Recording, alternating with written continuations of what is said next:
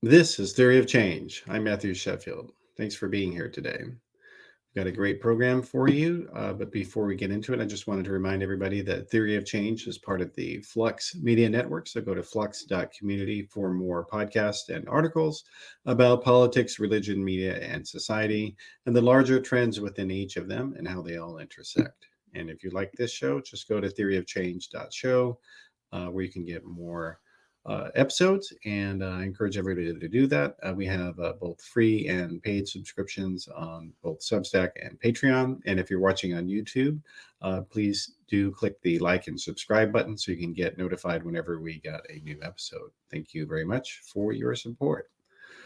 All right, so with that out of the way, let's get into today's program. Politics, as the saying goes, is warfare by other means. Politics, as the saying goes, is warfare by other means.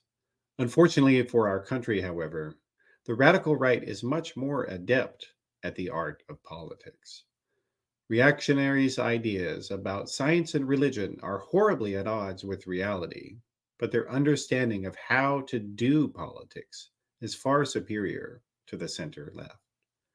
Over the decades, far right donors, politicians, and activists have built up a complex political ecosystem that has enabled them to push extreme and unpopular policy ideas onto the rest of the public. But this ecosystem isn't just politically powerful, it is also economically self-sustaining. Donors give tax-free dollars to organizations who give them to candidates who spend that money on far-right media. These media organizations then raise up pundits who lavish praise on the politicians and then get elected themselves, where they create tax policies that subsidize the billionaires who got the whole thing started. It is a vicious circle. It's both terrifying and incredible what the radical right has built for itself. And unfortunately, they are only continuing to move forward in their nefarious plans for the rest of us. To help better understand how the far right works and what their leaders want, we'll be doing a series of episodes here at Theory of Change, exploring it in detail. The first conversation that I'll be having is with Ann Nelson. She is the author of a very important book called Shadow Network: Media, Money, and the Secret Hub of the Radical Right. So this is going to be a really important conversation, and I am really glad to have you here, Ann. Welcome to Theory of Change. Thanks so much, Matthew. All right, well, so we're going to get into the weeds here later on in the conversation, but let's maybe start kind of more with the basics here. So there's a few different organizations out there on the right that kind of funnel money to other organizations and are kind of hubs of activity. One of them that's very important, and your book talks about it extensively, is the Council for National Policy. So what is that group? When did they get started, and what do they do? It's a networking organization. It started in 1981 to take advantage of the Reagan election and to try to propel a very integrated right-wing vision into the center of American politics. And a lot of people don't understand that it's not an organization that takes action itself. Its power lies in networking organizations that fulfill different functions, like a corporation. So the title of my book is Media, Money, and the Secret Hub of the Radical Right. And they've been very effective in, as they say, linking the donors with the doers. So they have major donors, including billionaires, who work with strategic centers. The donors include the DeVos family. They also funnel money from the National Christian Foundation, which is a huge fundamentalist dark money organization. They also are a conduit for Koch money.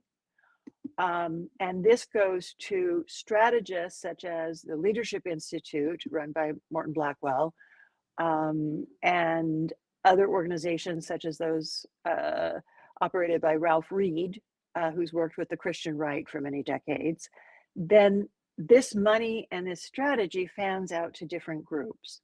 So these groups have been coming to the front pages just over the past year. One of them is the Federalist Society and Leonard Leo, which has played a huge role in reshaping the federal courts and implementing a radically right agenda against public opinion in the United States. A lot of these lawsuits have been brought by another partner, the Alliance Defending Freedom, which is anti-abortion, anti-LGBTQ, and has been And Christian fundamentalist. Christian fundamentalists and trying to instill fundamentalist Christian principles at the center of government. Then they have media organizations, including a lot of fundamentalist broadcasters, but also an increasing number of online platforms. And then they have organizations that mobilize voting blocks, especially in swing states. So you have the Susan B. Anthony Group, which is anti-abortion. You've got the NRA, National Rifle Association, and most recently, Turning Point USA and Charlie Kirk. He's a member. So you have a highly coordinated assault on democratic principles.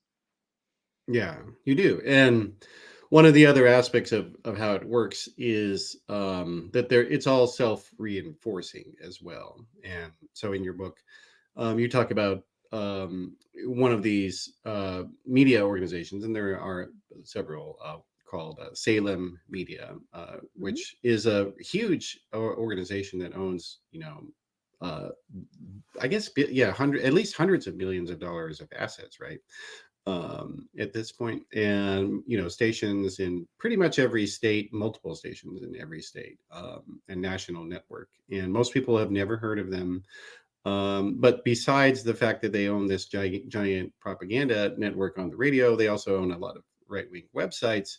But because everything is all also interconnected, these websites and radio stations are also subsidized by campaigns which get their money from CNP donors as well. And so everything basically sort of lifts each other up and makes it sustainable, because in the marketplace of ideas, as so-called, these are not beliefs that are particularly popular, like making all abortions illegal, including in the case of rape and incest, or making homosexuality a crime. These are positions that these people have, so they're not popular, but they're able to continue to sustain them because they interlock so well and uplift each other so well and work together so much. Another way of putting it is that they have their own political and economic ecosystem. And they have studied the mechanics of American government very carefully and have found the fault lines. So, for example, in our political system, the Senate gives undue weight to states with small populations. Wyoming, which has 500,000 people, has 2 senators, as do New York and California, which have tens of millions, right? But Wyoming gets the same votes in the Senate. And the Electoral College has similar disparities.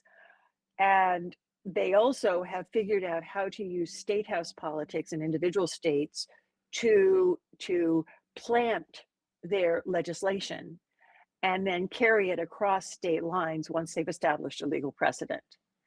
So in a lot of ways, their political opposition, the Democrats, have not been focused on any of these areas. The issues around the Electoral College, the issues around state house politics in less populated states, and certainly the power of radio and creating a media disinformation system that has political goals.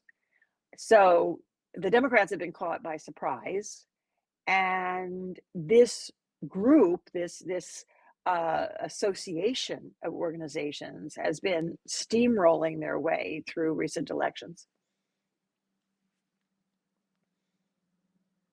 Yes, they have. And well, and it's, yeah, and they understand your point that you're making is really important, that their ideas are not supported by the public, but because they understand politics so well and their professionalism is so high, that they're able to affect their beliefs and force them on the vast majority of people who disagree with them. Besides, state politics, and I definitely want to talk about that as well. The other integral strategy to what the radical right has done is to focus on the judicial system, and Mhm. this is something that this has been a multi-decade project, and it's really, I think, a perfect illustration of just how different the right and the left see, how they practice politics. So the left tends to see things in terms of organic. They like to see movements kind of rise up on their own, and we'll just respond to them. And like, there's something to be said for that. It certainly makes things more authentic. But on the other hand, it makes you totally ill prepared to go against just this well-oiled machine that is trying to, push an agenda that is so radical. Like, I don't know. Maybe I guess I may be getting ahead of myself, but like, let's maybe, when you've talked about, your book and the things that you've discovered, like, this is all information that anybody can verify, then see that you're correct. But I feel like when I've talked about, right-wing donors and networks, that a lot of people who are, left-leaning, they seem to find it hard to believe that this is real. Have you seen that at all? That people find it hard to believe it's real? Yeah, and they also don't understand the fundamental differences because, Mhm. as I say in my book, the Democrats arguably have more money than the Republicans. Yeah. And if it were just how much money you spent on a campaign, we'd have radically different outcomes in the country's elections, right? Uh, and strategy really matters. And I will say that what this network has done is, they have some really interesting expertise in terms of identifying hot button issues, and then eh, having a germ of truth, and then coating it with falsehoods that stir emotions. And what are some So examples of that? Yeah. yeah, so the one that I cite in the book is the term birthday abortion. Another one is partial birth abortion.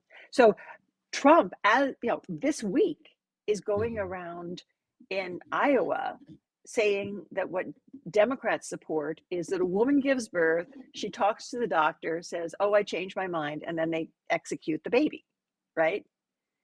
And this is a complete and utter falsehood. It's horrific. It's monstrous.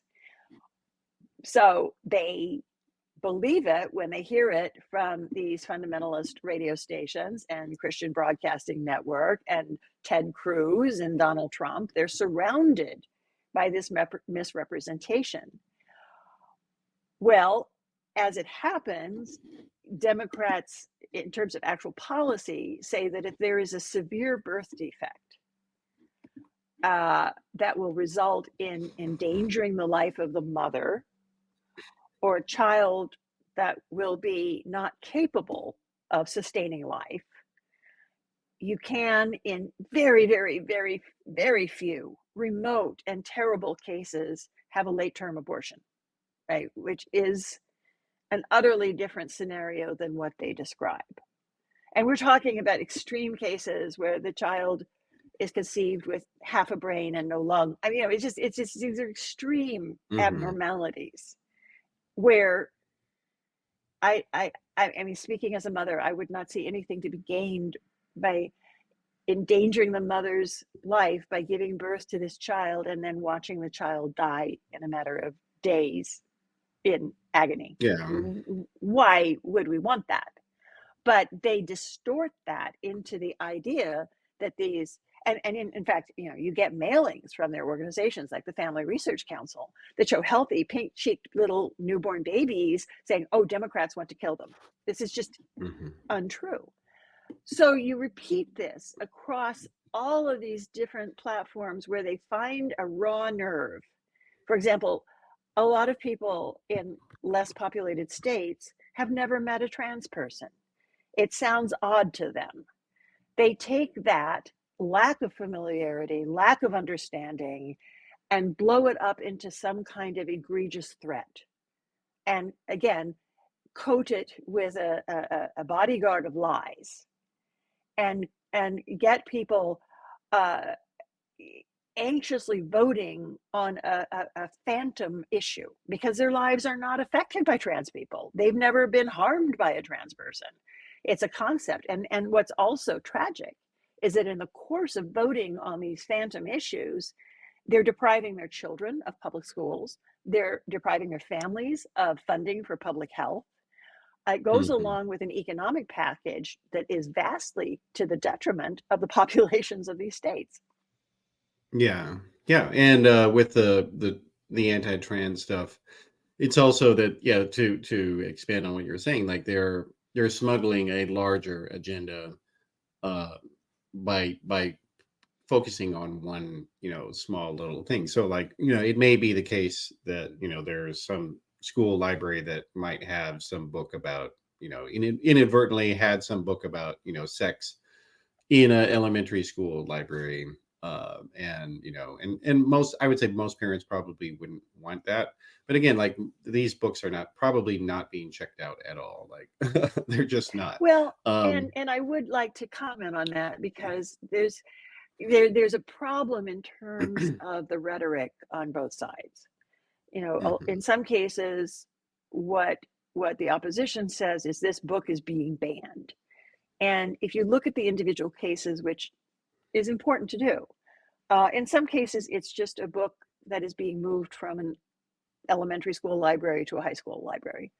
And, mhm, I've written books about Nazi Germany.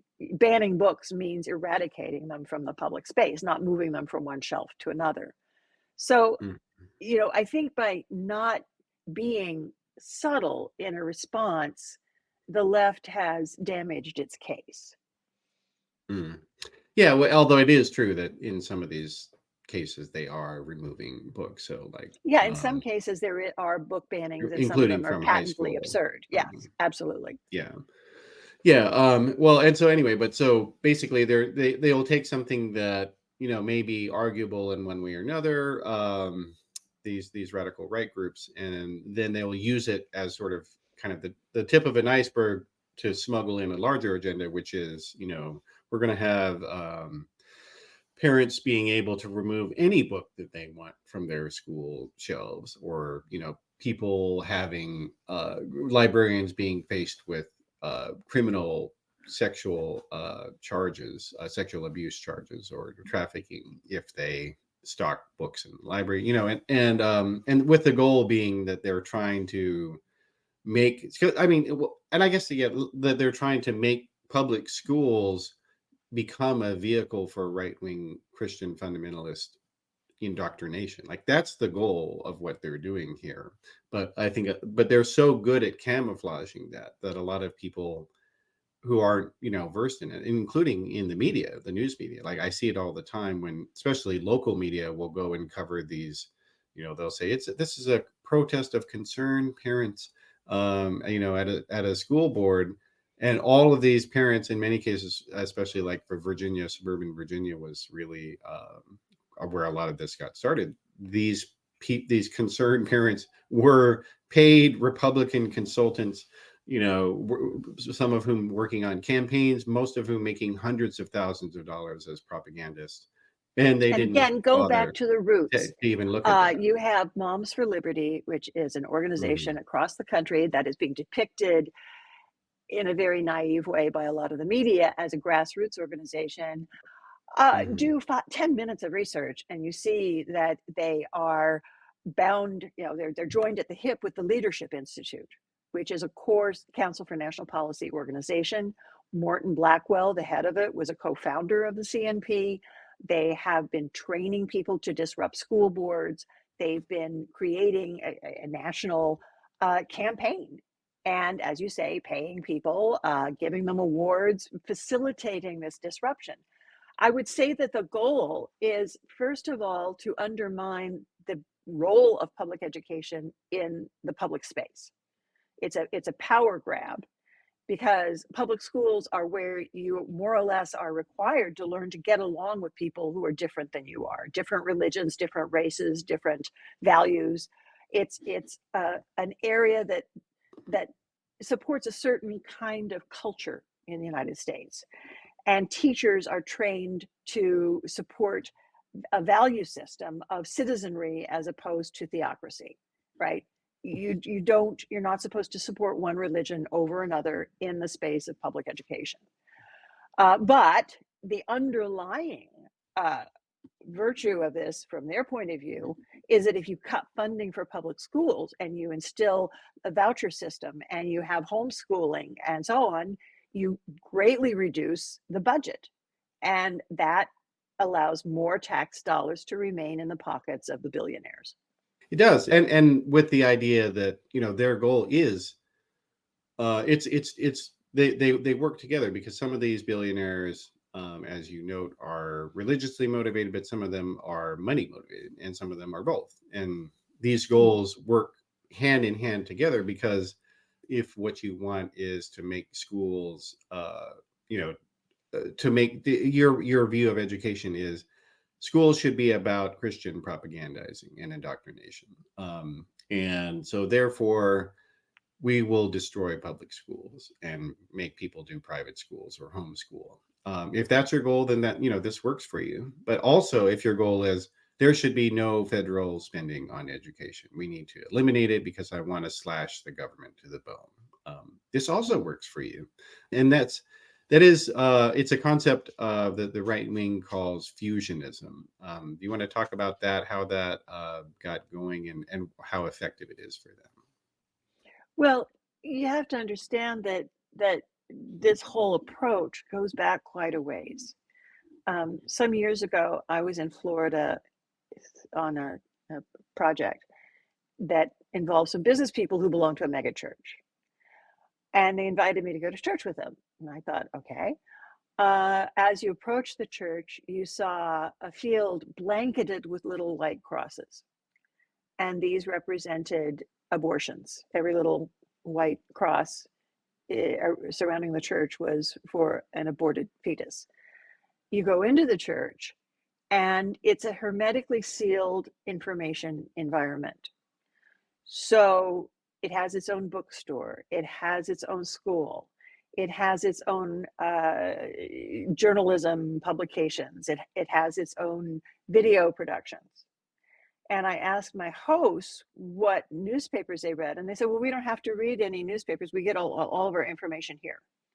Now, these are the churches that are mobilizing right-wing Republican voters and literally transporting them to polling places on election day, knowing and telling them how to vote, right?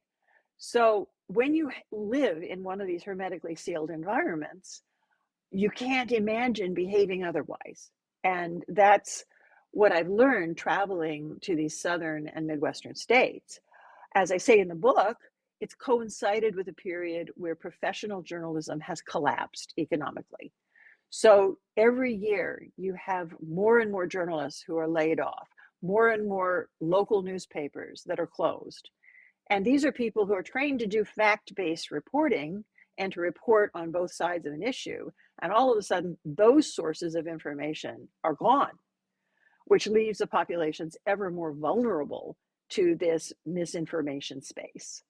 So I don't see any solution to this question without addressing both parts of it.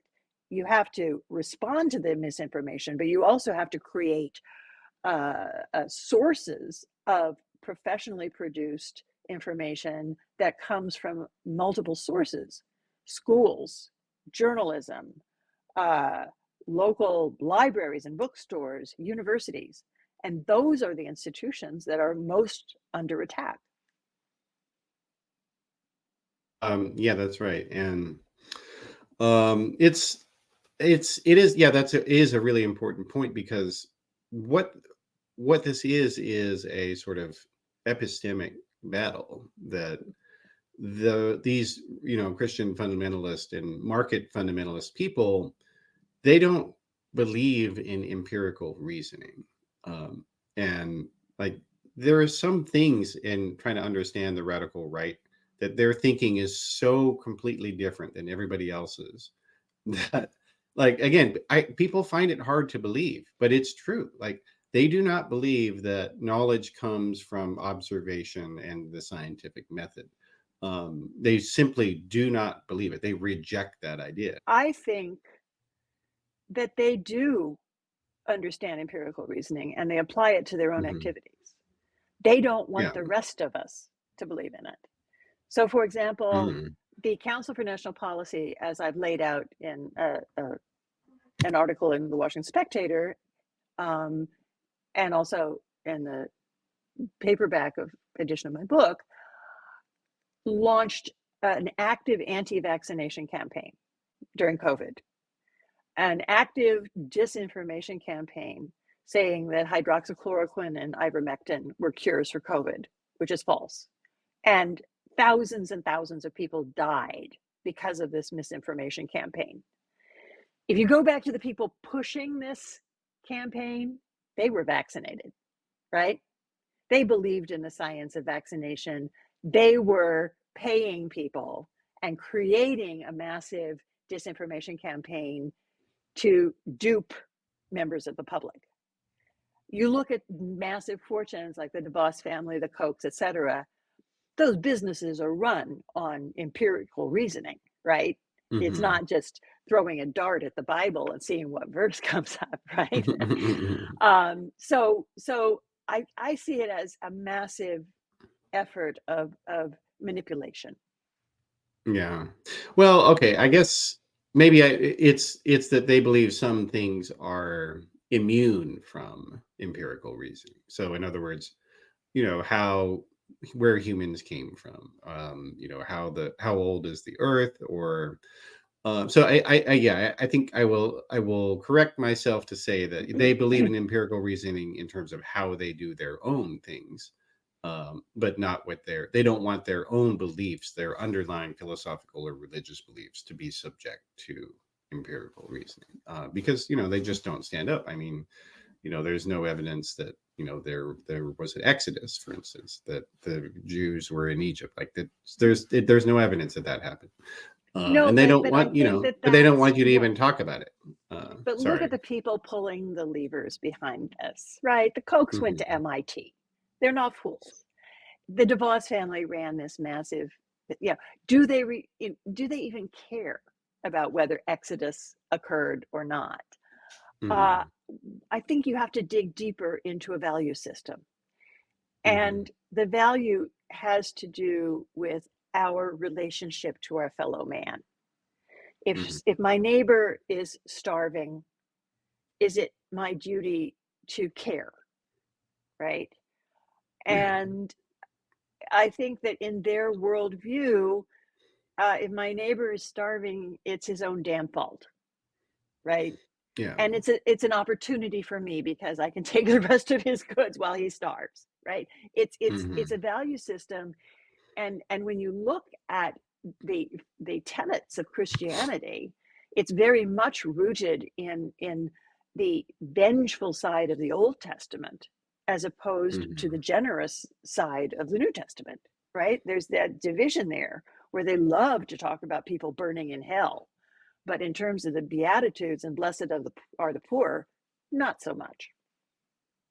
Well, and rendering unto Caesar the things which are Caesar's, Oh yeah. including your taxes, which is what the point of that story was. Yeah, well, I mean, but that's why I was saying that it is kind of a, like it is both a religious and market fundamentalism that works together. Yeah, and I in think fact, I like ultimately, the term religious market fundamentalism. I think that I haven't heard that before, and I think it conveys a lot. yeah. Okay, well, thanks. So let's maybe talk about some of the individual players here, before we get a little bit deeper. So you mentioned the DeVos family. People may have known that name, Betsy DeVos, as the former Secretary of Education, but I think because right wing donors are not nearly as infamous as they should be. Most people probably have no idea that what she and her husband had been up to before that. You want to talk about that? Sure. They are they they are from a very conservative Dutch community in Michigan. Goes back uh, over a century. That started with the Dutch Reformed Church and ended up in a splinter group that's much more conservative than the Dutch Reformed Church. Um, a form of Calvinism that really does argue that if your neighbor is less fortunate than yourself, you have no obligation to help, and in fact, you can blame them for their misfortune. And the DeVos family made their money from the Amway pyramid marketing system. Some people will call it a cult. But through this Amway business, they've accumulated over $6 billion. I mean, that's what it was a couple of years ago. I haven't checked recently. And here they are in Michigan, which has a big blue collar population through the auto industry and others, also has a large rural population. Um, the unions have played a very important part in Michigan politics going back a long time. The DeVos family has invested millions and millions of dollars to undercut the labor unions of Michigan and elect conservative Republican office holders. They also have been very, very central to the funding of the Council for National Policy. The family occupies leading positions over the years. Betsy DeVos was designated as the point person for education. So she has launched this endless campaign against public school teachers, against teachers' unions. She's invested her own money to defeat public school teachers running for state legislatures, including in my home state of Oklahoma, where she has no other connection than spending money to defeat public school teachers. When the Council for National Policy and its affiliates cut their deal with Trump in 2016, one of their demands was that people close to them would be put in high office in the administration. And she became the Secretary of Education with no education experience, no qualifications. She was barely confirmed. And then she set about trying to dismantle various aspects of public schools in this country. And she hasn't stopped since she left that office. So I would say that with the DeVos family and their billions, anti-union activity and anti-public school activity have been the centerpieces of their operations, along with trying to make the fundamentalist Christian church the centerpiece of public life in American cities. So what they want to do, we've created this neutral space in recent years where communities have said, well, if not everybody's Christian, the Christians can put a nativity creche on the yard of their church, but they shouldn't do it in front of the courthouse because the courthouse is common space. So don't favor the Muslims, don't favor the Jews, don't favor the Christians, have it be the neutral space for all citizens. They're fighting back against that. They want Christian symbols and a Christian presence in all public space. And they write, they promote these ersatz American history books that would be laughable if they weren't taken seriously by other people, arguing that this is what the United States was founded to be. So that's the DeVos family in a rather large nutshell. Yeah, okay. And then, well, one of the other institutions in their neighborhood is, and related to what you just said, is Hillsdale College. Yeah. Tell us about that. What is Hillsdale and what are they up to now? And in the past, like what? Because again, this is another institution. I'm sorry, that it's another institution that is really, incredibly influential, wealthy, and most people on the left have never heard of it. Right, and in academic terms, there's no reason that they would. It is not very distinguished in terms of its student body or its faculty. They started out as a small religious college in the 19th century, but one of their former presidents was a member of the Council for National Policy before he departed in a cloud of scandal. And his successor as president, Larry Arnn, is another prominent member of the Council for National Policy. And they basically decided that they needed a quasi academic outpost. So they designated Hillsdale College as their academic symbol. And as I said, it's really doesn't achieve much distinction. It's small, but it does not accept federal aid because they don't accept federal equal opportunity requirements. That said, it has a massive amount of funding per student that comes from these same donors. And as a result, they've been able to turn it into a pipeline for quasi-academic activities. They have a center in Washington where they funnel their students into positions as congressional aides to right-wing congressmen and campaign workers for right-wing candidates and radio jobs for right-wing media outlets.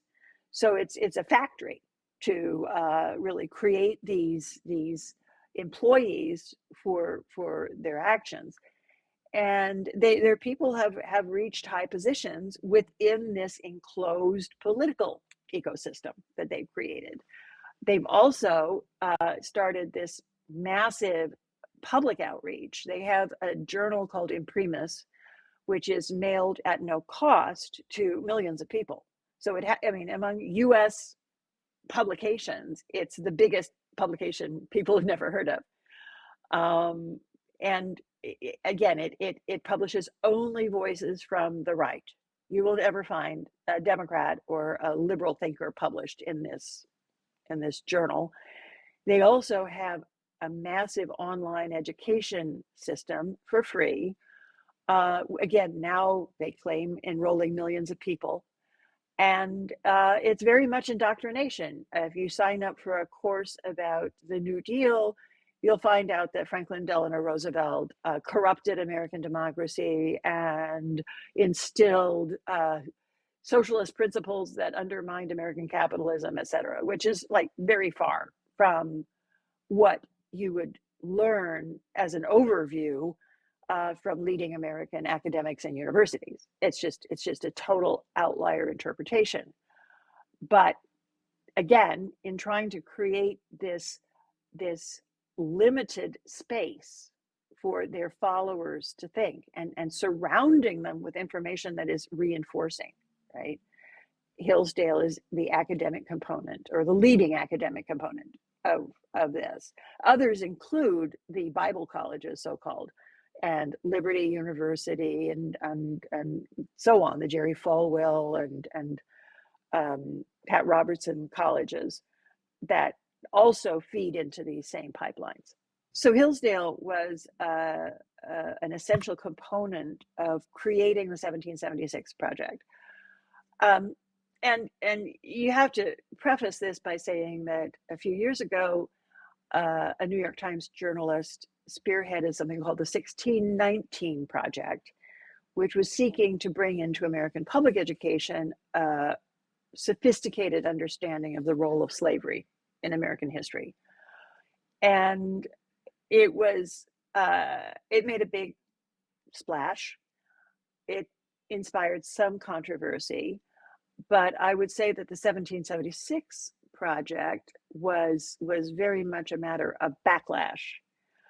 And the consortium of organizations that are involved with the Council for National Policy and others tapped the president of the Hillsdale College and other members of the CNP to form a committee to respond to it. Now, the gist of the 1619 project is, let's look at American history dating from the first shipment of of enslaved Africans to arrive on American shores in the colonial period. And they're saying, well, let's really not deal with that. Let's just go to 1776 and emphasize the positive role of the white male leaders of the revolution, which included slaveholders, and we won't talk about that very much. And whatever they ever said that includes the word God, and cherry pick that history, and not just cherry pick, but sugarcoat those cherries and feed it to the young people we're trying to educate as a form of uncritical thinking about our national past. So one of the tropes in their rhetoric is we don't want children to feel bad, right? So that also goes into the books they're removing from libraries. They're removing Toni Morrison's classic prize-winning works about the experience of slavery and the Jim Crow period and the incredible hardships that were inflicted on African Americans over these periods of history. Well, that makes them feel bad, right? Which is the fact that they say that, it is such hypocrisy, given that they also are claiming that, leftists are a bunch of snowflakes who will, are so fragile and can't hear anything that makes them feel bad. And it's like, but meanwhile, they're organizing an entire political policy around public education around that. Well, yeah, and they will,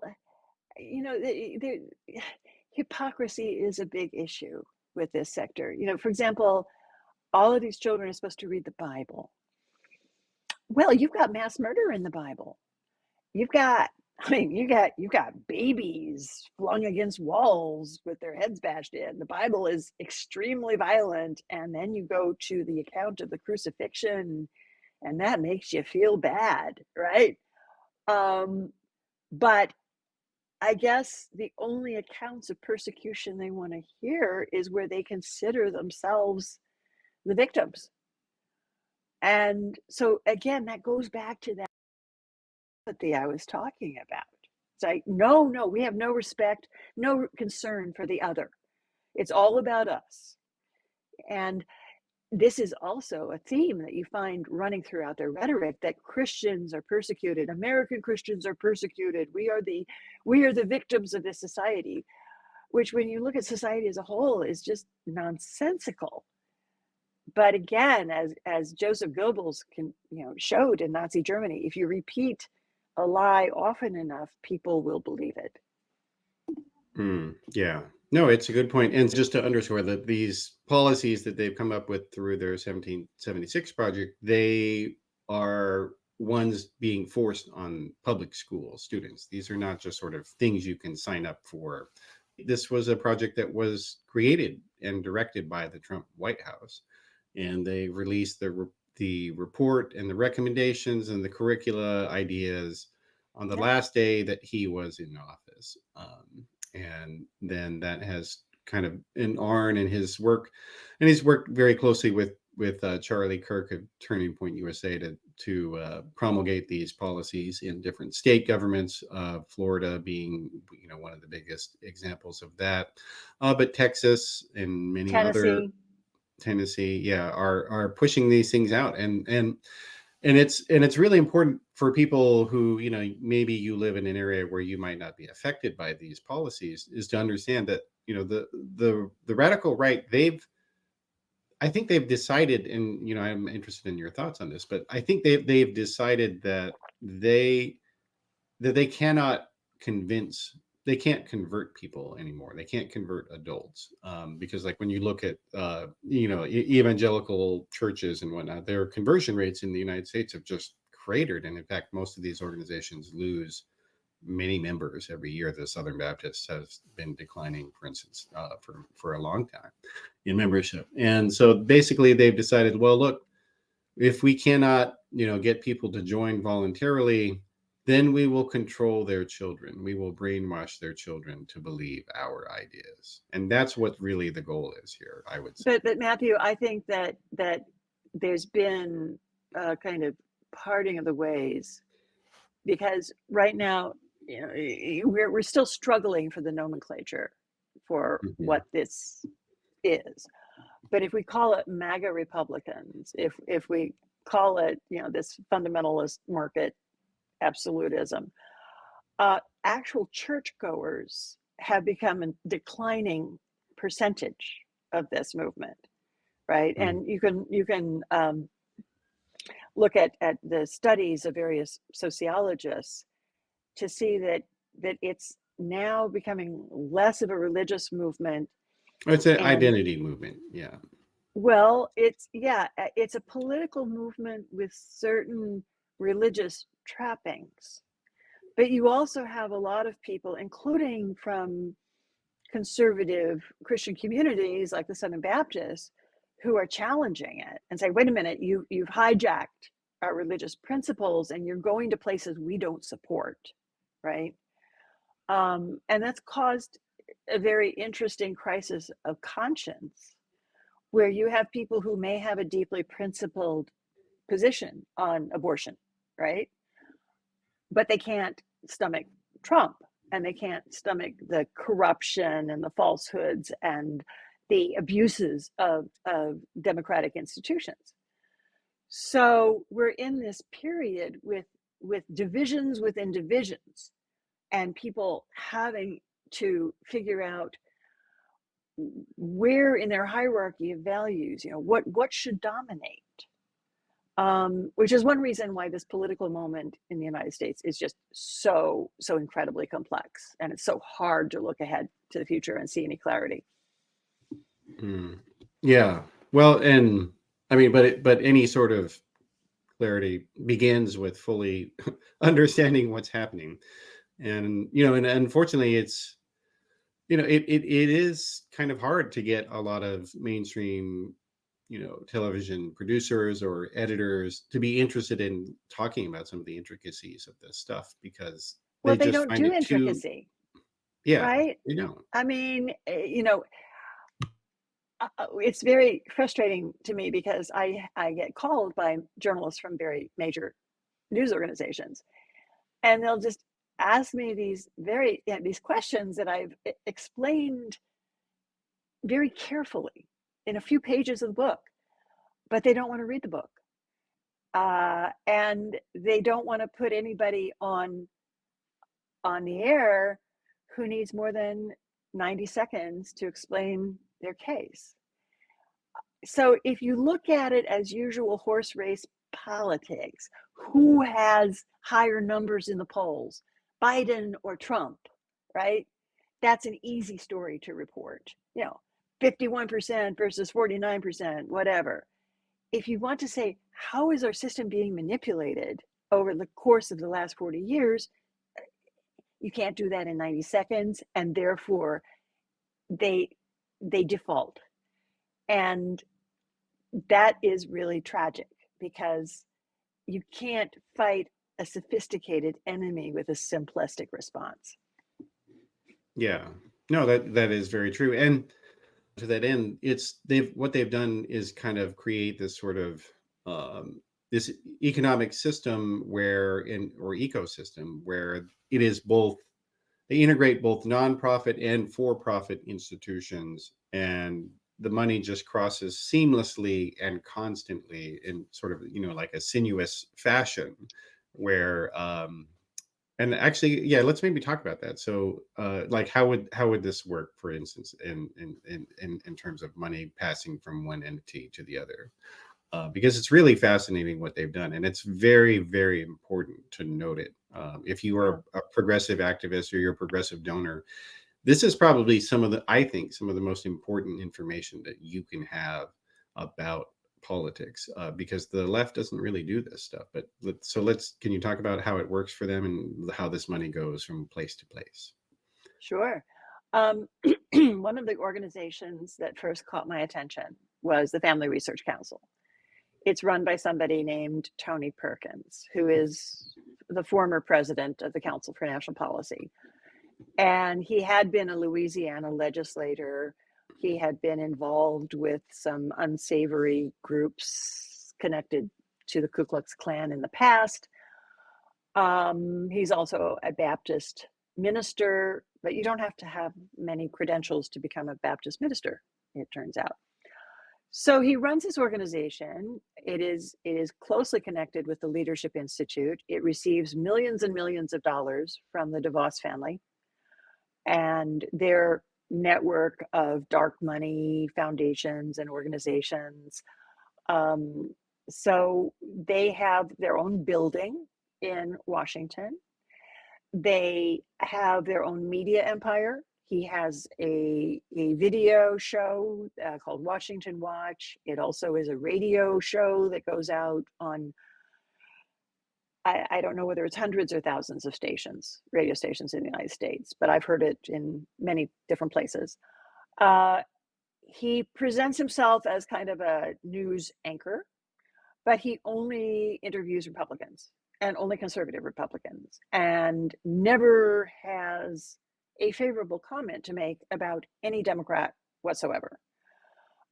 He also replicates the lies, such as the ones about birthday abortions, and has a direct mail campaign, a huge online presence. And when Trump was elected, he was one of the evangelicals who decided to support him. And not long after, the New York Times reported that Tony Perkins was in and out of the White House advising Trump on basically a weekly basis. So what is this Family Research Council? Well, the research it does on families is to be totally against abortion, even RU-486, which is a medication that prevents conception. So it's not even an abortion medication. It prevents conception. They're against that. He says that he's published an article saying that Islam is not a legitimate religion, right, and should not be protected under the Constitution. I won't even go into the LGBTQ rhetoric. It's too painful. Now, what is interesting is that the donors, such as the DeVos family and the National Christian Foundation and others, can give money to the Family Research Council tax-free because they have argued to the IRS that they are a church. Okay? They engage in direct political activity. They put out voting guides that are distributed in countless churches across the country, trying to influence the way people vote. But they're tax exempt because they're a church. Now, a news organization asked them, in what sense are you a church? Because a church is supposed to hold services, and it's not possible for us to attend services at the Family Research Council. And they answered, our board meetings are our services. So this makes a mockery of American tax law. Okay, I mean, this is a mockery, but it is one that they've gotten away with. And there are other related organizations that make other mockeries of American tax law and have gone unscathed. So that is one example of how these donors are able to, I mean, if you are donating a contribution to a tax-exempt organization, you're basically increasing the value of that donation by some 30 to 35%, right?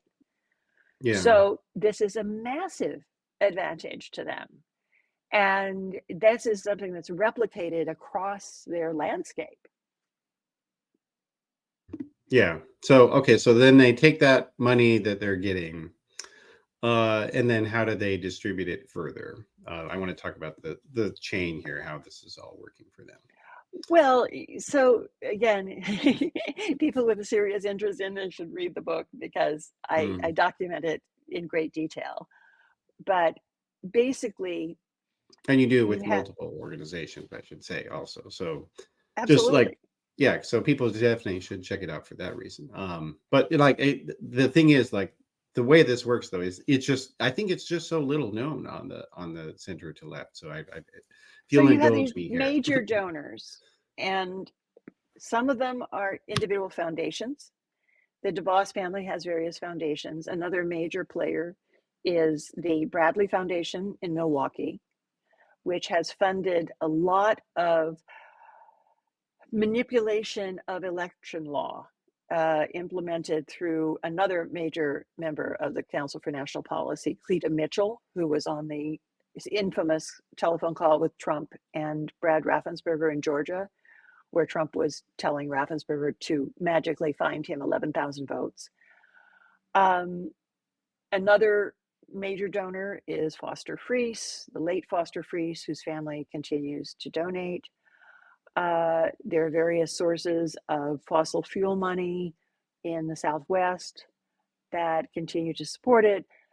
The National Christian Foundation is a very large dark money donor advised fund. Now, what that means is, let's say I'm a donor and I can give $1 million to the National Christian Foundation, and they can give it to anti-LGBT and anti-abortion organizations, which they do. But my fingerprints won't be on it, right? I will just give to the foundation, and the foundation will parcel it out to the recipients. So you have a parallel effort going on with the Koch dark money organizations and Donors Trust and its affiliates. Now, the head of this operation is also a member of the Council for National Policy. And whereas the Koch brothers operation has not been religious fundamentalist, it's been libertarian, they have made common cause with the fundamentalists, and they cross-fund each other's operations. I'll wash your hands if you'll wash mine. So the Koch brothers funding has come into this picture as well. Yeah, and I should say also that the guy who was in charge of a lot of their operations for a long time, the Kochs, or many of their operations, Tim Phillips, he is a Christian fundamentalist. He is, and he was a member of the Council for National Policy. He hasn't shown up on the roster lately. But Lawson Bader, who is head of the dark money group, is on the membership list. So again, these members, the membership is supposed to be secret, but it's been leaked on occasion. The meetings are secret, but some of the videos have been leaked and are available to view online, where they're planning these operations, right? Yeah. Where they're saying, okay, donors, let's get into a room with the strategists and the ground game people and figure out how we're going to win Virginia, right? Which they did, right? They were heavily involved in the Glenn Youngkin campaign in Virginia.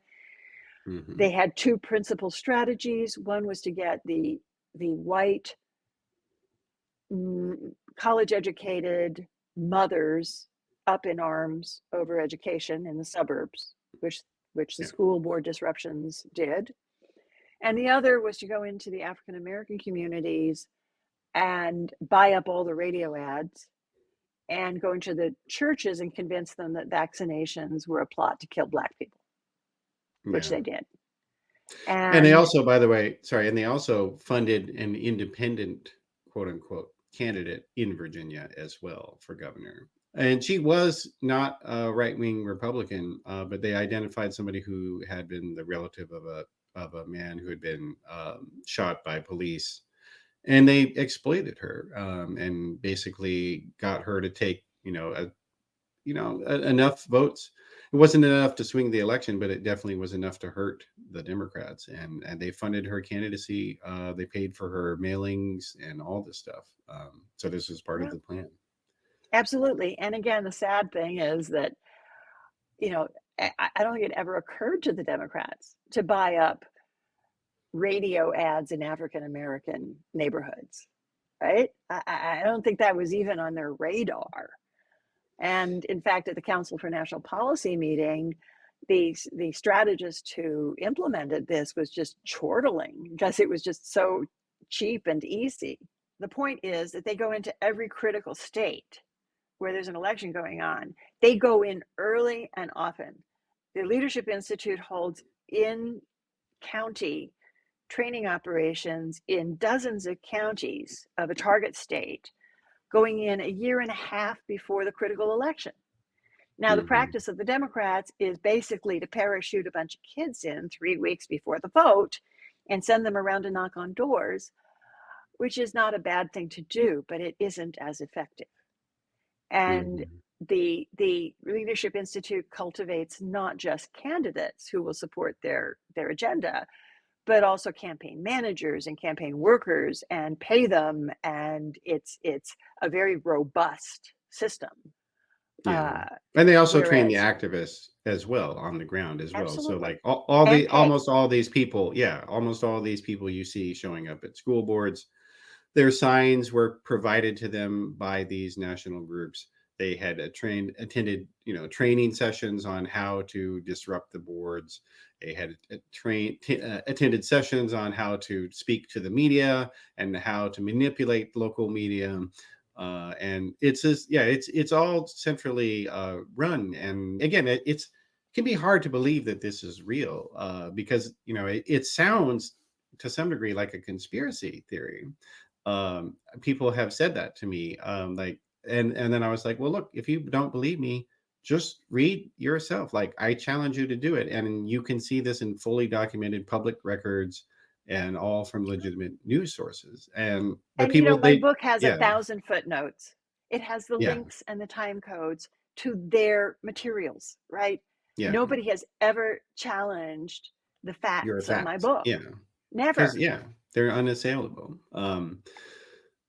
But I think that part of the problem is this term conspiracy. And I say, well, Mhm, okay, I can prove that they have a plan, and I can prove that it's secret, and that it's mhm. taken people like me a lot of effort to dig out the facts that shed light on the secret plan. Now, if you're more comfortable calling it a secret plan than a conspiracy, that's fine with me. Call it what Mhm. you like. It's dangerous to democracy. Yeah, agreed. And then just to further move along what they do, so these billionaires give this money to these organizations and fake religious groups, and then these organizations will then take that money and funnel it into media organizations. So either ones that they directly own, in the case of American Family Radio, or Tony Perkins's show, or Salem Media. So they will either directly give them money as an investment or as an advertising buy onto their websites. And these are websites that don't have that many readers. So like if you like they so Salem Media owns redstate.com, they own townhall.com, they own this one called twitchy.com. Like none of these sites are particularly popular, and they can't commit, they would not be economically self-sustaining because the value of ad dollars or ad buys, display advertising on websites has just plummeted. And so, but they're able to get vast sums of money in these ad buys from these right-wing organizations and candidates, Mm. and then the money flows back around because then the candidates will go in and implement policies that the billionaires wanted, which cut their taxes and subsidize their businesses. So then they have more money to put back into the cycle, and that's how this That's such a works. good point, Matthew, because in terms of information systems and media, we've got two sides playing on a grossly unlevel playing field. So Mhm, professional journalism basically responds to market forces, right? And when ad revenue collapsed in print through the influence of the internet, these news organizations and these professional journalists lost their income. What you have on the other side is this built-in support that comes from, this, they're paid advertising outlets masquerading as news media. And when you talk about the relatively small numbers of one organization or another, I'd point you towards my article for the Washington Spectator, um, about, the title has the word deceit in it, um, where when you had the bad faith doctors pushing anti-vaccine hydroxychloroquine falsehoods, you have this replication across platforms. And in that case, you had Breitbart going to millions and repurposed by these other platforms you're talking about, repurposed by Christian Broadcasting Network, promoted by Trump and Trump Jr. tweets. So you Hmm. have, a brief news conference that in a matter of an hour had reached millions and millions of people. It's not a question of each single platform, it's the replication efforts.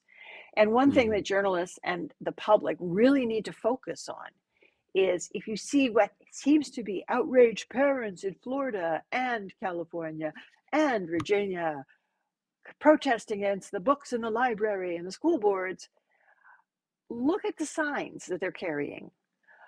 Look at the messages. And if the talking points are identical across these vast state lines, if the wording is identical, that tells you something.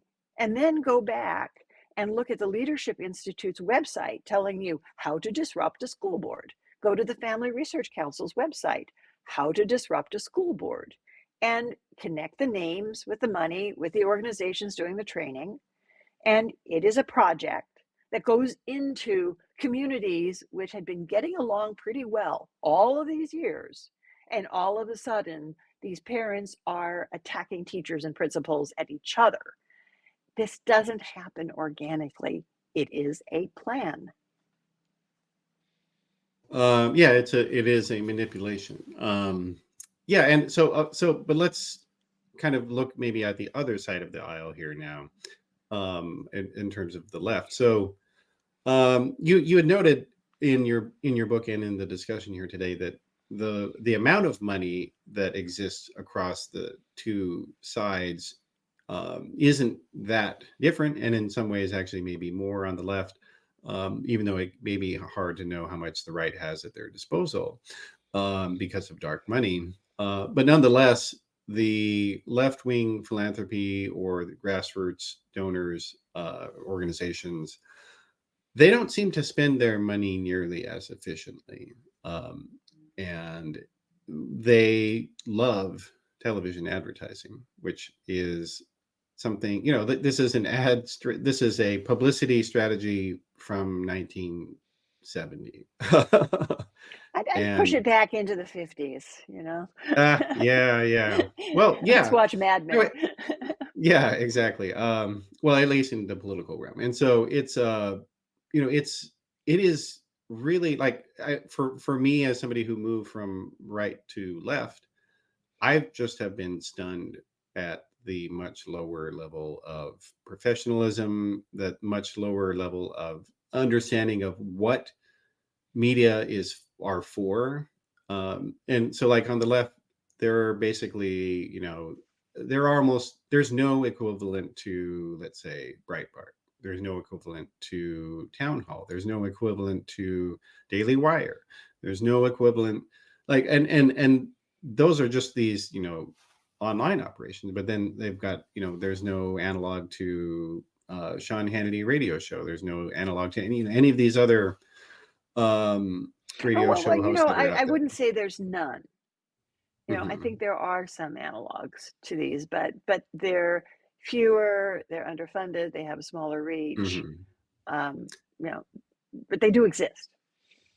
Okay, yeah, yeah. Well, I mean it in terms of like the reach. That's what I mean. Okay, yeah. Um, and so like and the thing that left uh, sort of leaders don't get is that the other thing about right wing media that is so important is that it educates their voters, their base. So that's how they keep a much higher engaged percentage. So in other words, like when you look at surveys about who is a likely voter, always they are more Republican than people who are less likely to vote, and that's because of right wing media is basically running a permanent campaign for them, on them, and getting Mhm. them aware of things that that their leaders want them to be concerned about.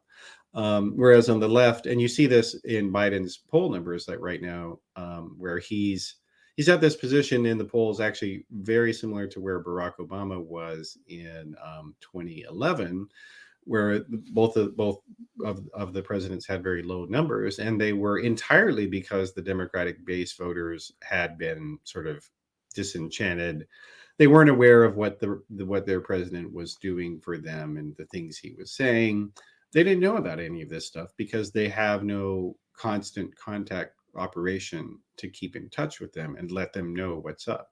And you can even see it in terms of how how donors are covered on both the left and the right. If you ask your average Republican political junkie, who is George Soros, they know who George Soros is. But I would bet if you ask your average Democratic political junkie, I would say, maybe most of them would know who Charles Koch is, but a lot of them wouldn't.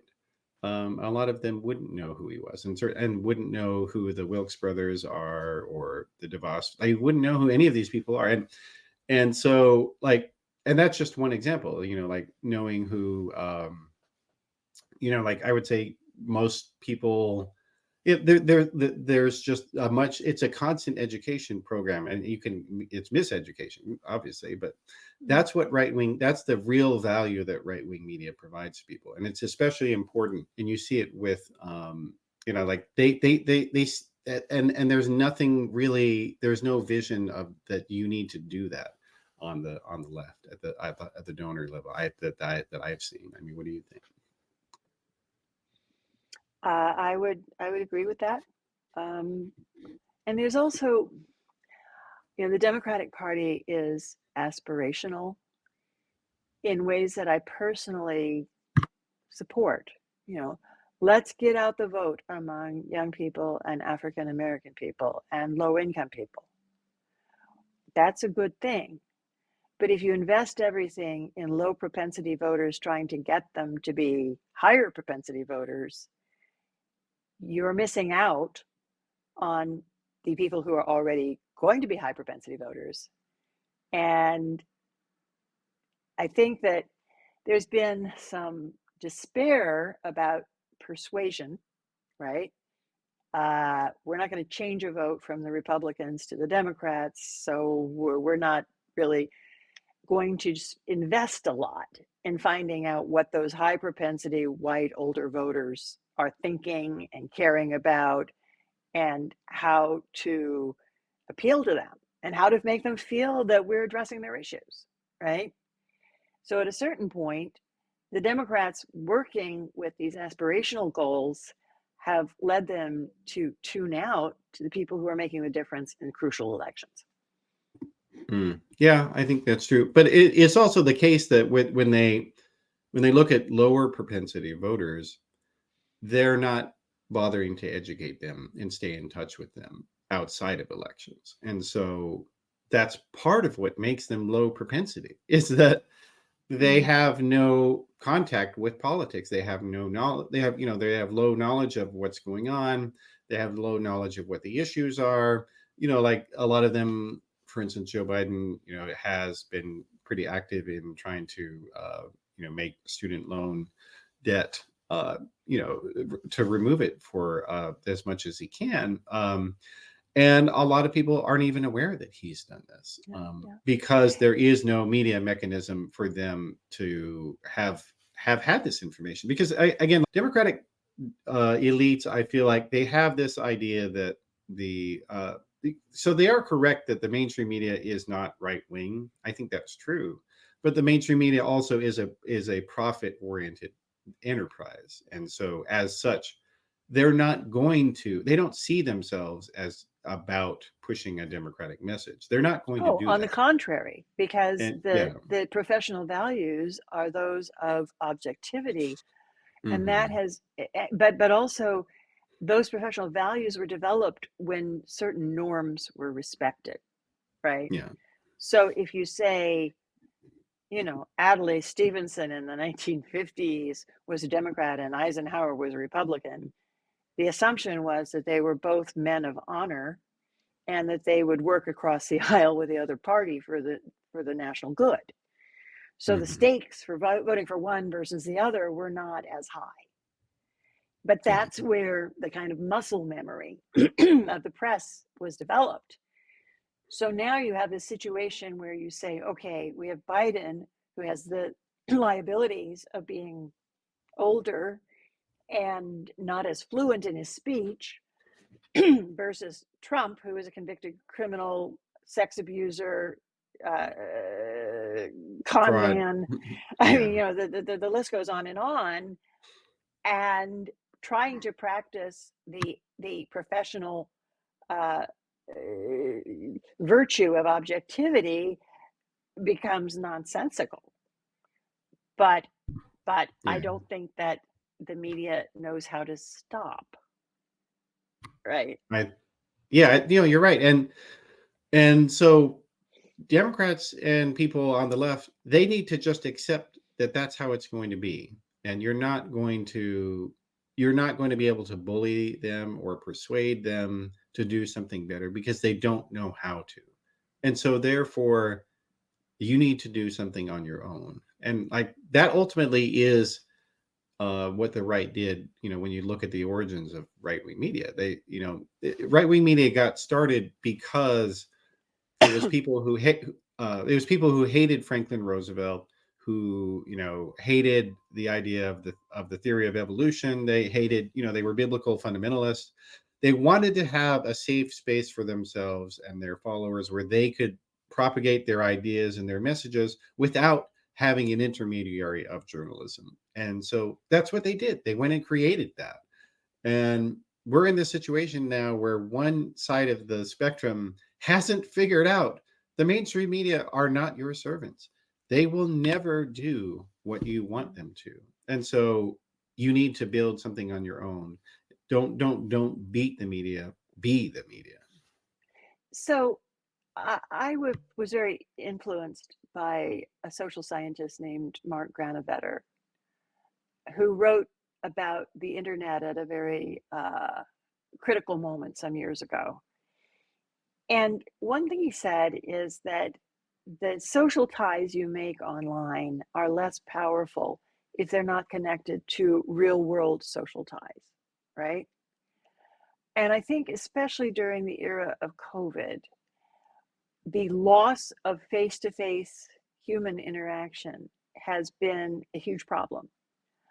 Um, so it's very striking to me that so much of the radical right's operations in getting people, converting voters for their side has been through churches. These churches are very close-knit communities. In a lot of cases, they're the only community that has much meaning for people in these small towns and rural areas, right? And they've been incredibly targeted for politicization in ways that the more moderate churches have not. Like the mainline churches, the Protestant churches, and so on, think it's wrong to tell people how to vote from the pulpit. By and large, they don't do it, right? So again, it's another unlevel playing field.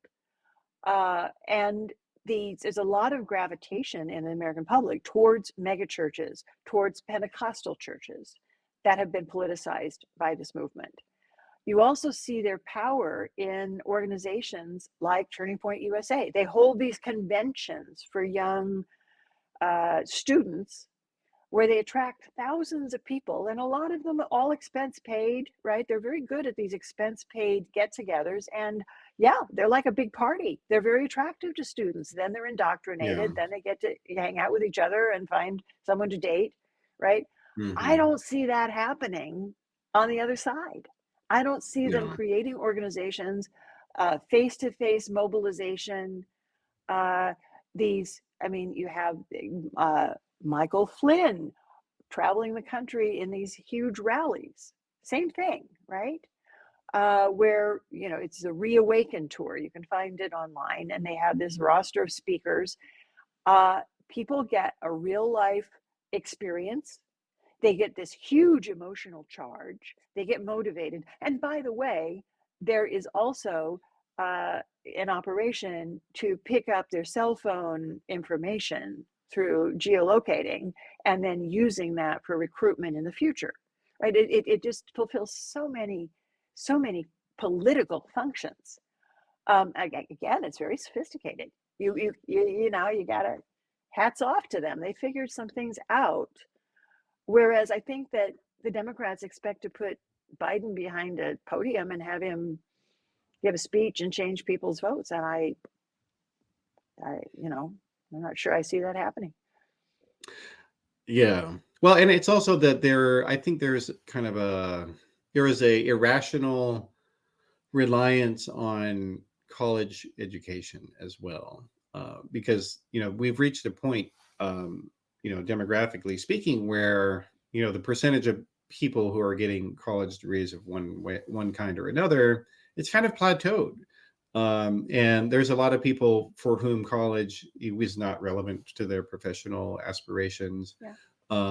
and or desires, and so they're not going to go to college. And so if you think that college is some sort of panacea against, religious, against religious market fundamentalism, you're just wrong. You are flat out wrong.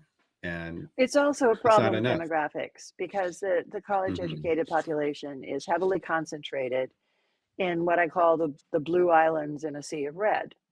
So you've Hmm. got the coastal cities where you have a higher concentration of college graduates. And then Yeah. in the middle of the country, you have the state capitals and you also have the college towns. So if you Hmm. look at a state by state breakdown of how Americans vote, those areas tend to be voting Democratic. I mean, even in Oklahoma, where I'm from, Oklahoma City is more Democratic than the rest of the state. The college towns of Norman and Stillwater are more Democratic than the rest of the state. Now, on the one hand, the likelihood of college graduates to vote Democratic has been basically holding. And if we lived in a country where the majority of the vote elected the government, you would have one result. But we don't. Again, the electoral college system, the state legislatures, et cetera, mean that Hmm. the suburban and, more to the point, the small towns and rural areas surrounding these college educated islands of blue have a disproportionate influence on the outcome compared to their Yeah. representation in a population. Yeah. And you can not like that, and it's fine to not like that. But that's the rules of the game. Like, this is not a new thing. No. um, the electoral college was baked into the thing, and I see so much whining about gerrymandering or small state over representation, rural over representation. And look, it's all true, but Yeah, that's just how it is. And so it is until we you change need it, and deal we're with not going it. to Yeah, change it by next you year. can't. Yeah, you can't change the game until you learn how to play it. And Yeah. that's just the reality. And the right wing, and maybe let's kind of end with the court system here, because like I think the courts are a great example of how right wing institutional knowledge, or knowledge of institutions, enabled them to transform them. So the legal system, because it is involves in many cases, like high intricate case law and knowledge about arcane subject matters, like various patent things, or campaign minutia, and coordinating between different levels of law. It's closely linked to the academic world. And so as a result, it had kind of an organic sort of leftward bent for a long time. Like, that was the bent of, in the same way that, if you look at, at legal, university systems, just generally speaking, tend to kind of have fewer far right people in them because they're anti-intellectual, frankly. And so organically, that was how the legal system was developing in the United States. But the right saw that and decided, we're going to create something that will go deliberately against the organic tilt, and we're going to create the Federalist Society, and then other things like it that will be designed to counteract that institutional organic drift. And even now today, like, I don't think, like, there are some organizations out there that aim to be like the Federalist Society, but they don't have support in the left donor community at all, because I think there's this lack of understanding that things are not inevitable. Like there's this phrase people love to use, the arc of history, inevitably bends toward progress or justice or whatever you want to call it. And that's not true. It's not true. Well, I only have a human lifespan, so I can't judge the entire arc of history, but I certainly can observe it has its ups and downs. And I do know that people who work hard at something score more wins than people who ignore something. And that's what I feel has happened in our political system. You had a group of people who have spent 40 years on a project Yeah. and And billions of dollars. billions of dollars, and they've been very purposeful. And the problem with the arc of history argument is it allows you to be passive. It's like, oh, I'll just sit back and wait for the arc of history to do its thing. And they're like, no, let's roll up our sleeves and make this happen. There's a very good documentary coming out soon called Bad Faith, which talks about the architects of this movement back in the 70s, where you start with someone like Paul Weyrich saying, well, we're losing ground in the universities and youth culture and popular culture and all of these areas. So we have to fight to gain that ground and create a population of people who are loyal to our values. And he states outright that this is going to be a minority rule. He says, we don't want everyone to vote. That's bad for us. We just want our people to vote. So it's fundamentally anti-democratic. That is baked into the origins of this movement. Anybody who sees his documentary Bad Faith will see it, in living color. So the question is how you get people to understand everything that's at stake. As you say, you have states with laws that think that women who have complications in their pregnancy should have to die, which is insane. You have communities that are tormenting trans youth who have done no harm to anyone else. You've just got so many aspects of this system that are having a truly cruel impact on our fellow citizens because they figured out how to wrangle state legislatures and courts and other aspects of our legal system. And people are very interested in, going out and marching in demonstrations, but they haven't been interested in getting down into the weeds of our system of government to make it stop. And that's where the response has to be. Yeah, I agree. Absolutely. Well, it's been a sobering conversation, but an important one. Oh, and there's your cat. Hello. That's Luna. And she says, what fools these mortals be. All right. Well, so let's put your book on the screen here. So we've been talking with Ann Nelson today on the show, and she is the author of Shadow Network, Media, Money, and the Secret Hub of the Radical Right, which I definitely encourage everybody to check out. And we actually have run an excerpt from your book on Flux, which I will put into the show notes for people who want to check that out, and encourage people to get the full book as well. So thanks for being. Well, it's been a great conversation. Thanks for being here. Yes, thank you, Matthew, and thanks to your audience. I wish us all well in the year ahead. Yeah. All right. Okay. Well, so let me. Hopefully that will have done some good for people. I appreciate what you're doing. Thanks. Yeah, same here. All right, so that is the program for today. I appreciate everybody for joining us, and you can always get more episodes at theoryofchange.show. where you can get the video, audio, and transcript. And if you are a paid subscribing member, you get access to all the episodes and all of the content. I appreciate everybody who's doing that. Thanks very much for your support. And if you're not able to do a paid subscription, please do help out the show by giving a nice review on iTunes.